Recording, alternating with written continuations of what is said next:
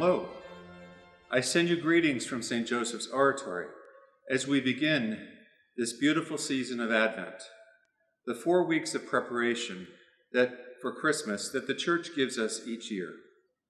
As well, we begin officially the new church year, which one will note in the celebration of Advent through our readings, the music, the use of the color purple, and the Advent wreath and the candles.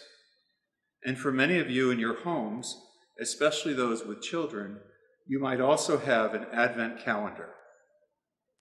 This time to prepare for Christ to come into the fullness of love and hope for each and every one of us, and for our entire world. Advent is a time of active waiting to prepare our lives, our hearts, and our spirit. It is not a time to just sit back and wait for Christmas, but rather to fill each day in a special way to prepare ourselves. We believe that Christ truly does come into the world at Christmas. We remember the birth of Jesus as a historical event, but as believers, we believe that we celebrate his presence among us. This spiritual celebration is the joy and the hope and the generosity that we feel at Christmas, wanting to share the best of who we are and what we have with others. The world that welcomes Christ, our question is this: what world is he coming into? Is it one that is prepared to welcome him? In these times of pandemic, we are in a time of pain and suffering. So many people are sick, they have died, or separated from their loved ones. Others are unemployed and alone. The suffering is great, and we can hope and pray and do what we can to make it better. That is why we remember that it is especially important to share the best of ourselves and what we have with those who are in need, the poor, the sick, and those who are suffering or who are alone. Christ comes into the world to accompany those who have lost and to those who suffer. He comes to bring us all peace and hope. This is the Christmas message that we must share with one another.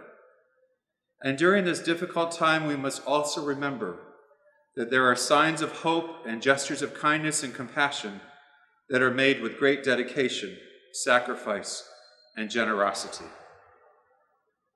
During this very special time, we should ask ourselves, what can we do to make the world a more hospitable, safer, and a more beautiful place for Christ to come?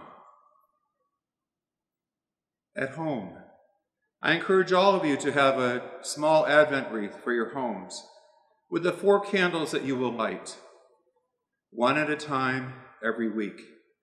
This light that shows us the way to go to others and to welcome Christ, who brings light into the world and who will bless our lives.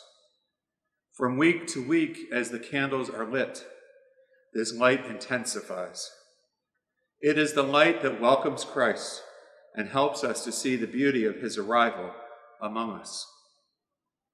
For those who love the Advent calendar, why not make it a family project, where each member of the family prepares a message for a day to be discovered as another member of the family opens the window of that day.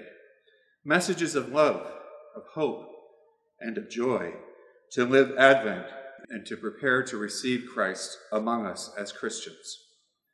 I suggest as well to put perhaps a small piece of chocolate behind each Sunday for whoever gets to open that window. God bless you, you and all your loved ones, those who are near and those who are far, during this time of Advent.